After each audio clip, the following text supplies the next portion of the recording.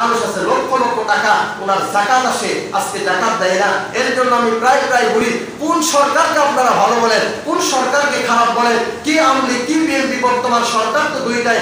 কোন সরকার তো এমন একটা খাত করলো না, আজকে আমার মন্ত্রিসভার ভেতরে এই 8টা 10টা মন্ত্রী আছে, এত এই কতগুলো এমপি আছে, তোমরা প্রত্যেকটা বছর তোমাদের মাল, তোমাদের টাকা পয়সা যা কিছু আছে হিসাব পাতি কইরা আমি সরকার তোমার কাছে ট্যাক্স যাকাত কেটে নিব। আল্লাহি আল্লাহর কসম, ডাইরেক্ট সৌদির মতো, রাসূলের মতো, ওমরের মতো যুগ বাংলাদেশ সোনার যুগ হয়ে যায়। কিন্তু আমরা এটা করি না, মুখসা আছে এখন চিন্তা করে আরে যা দুষ্ট করছে, আমি খতিব সাজেশন করছে তাই না, মসজিদের 10,000 টাকা মেরে গেছে খাইছে, আমরা তো মরে যাবো না, তো মাফ করে দিলাম, ঠিক না? আজকে প্রত্যেকটা সমাজ, প্রত্যেকটা নেতা নেত্রীর ভিতরে আজকে মাফের ফতোয়াই চলছে, ঠিক না ভাই? এইটা করা যাবে না। আজকে সমাজটা সুন্দর হতো, প্রত্যেকটা ধনী মানুষ, প্রত্যেকটা কোটি কোটি লাখপতি যদি তার পূর্ণাঙ্গ ভাবে একদম সহি খালেস নিয়তে আল্লাহকে মহব্বত করে ওনারা যদি যাকাতটা আদায় করত, ফিতরাটা আদায় করত, আল্লাহি আল্লাহর কসম, কোন মাদ্রাসাওয়ালারা, কোন হাদিস সাহেব, কোন ভালো ব্যবসায়িক, কোন মানুষের কাছে আসতো না। কারণ আপনারাই চাইতেন, আপনাদের মুসিবত আপনারাই। কোন গরিব আপনার কাছে যায় বলতো না, হাদিস সাহেব আমার 50 টাকা দেন।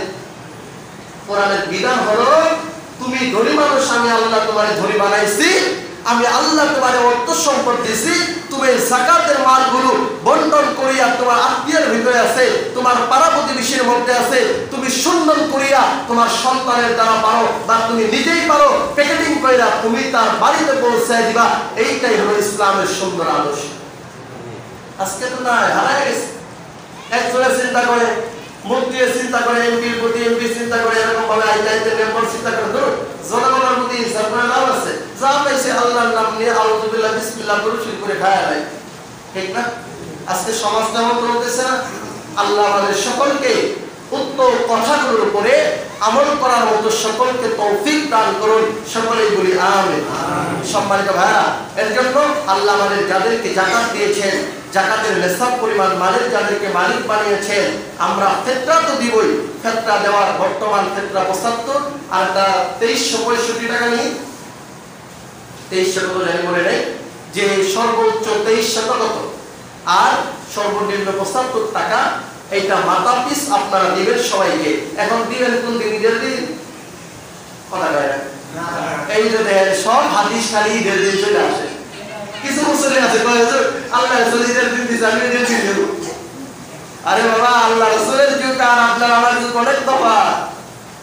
এর জন্য আমরা সদকায়ে ফিতর যারা দিব, যাকাত যারা দিব, আমরা অগ্রিম আগে ভাগেই প্রথম রমজান থেকে আপনি শুরু করতে পারেন। হিসাব পাতি কইরা কত টাকা আসছে আপনি হিসাব পাতি কইরা সুন্দর করে আপনি প্রত্যেক গরিব অসহায় মাদ্রাসার কাছে পৌঁছায় দিবেন। পৌঁছায় দেওয়ার কারণে দেখবেন তারা মাদ্রাসাওয়ালাদের চাউল না থাকলে চাউল কিনবে, ডাউল না থাকলে ডাউল কিনবে। একজন গরিবের একটা লুঙ্গি নাই, একটা শাড়ি নাই, আপনি টাকা দিলেন 1500 যাই দিলেন, ওই টাকাটা ম্যানেজ করে তার সাধ্যম দিয়ে একটা শাড়ি কিনতে পারবেন, ঠিক না? বর্তমান দেখেন তো নেতাদের যাকাত দেওয়া দেখছেন তো, মনে গরিবরা যদি শাড়ি পাল্টাইছে মারে ঘুষি আছে কি নাই?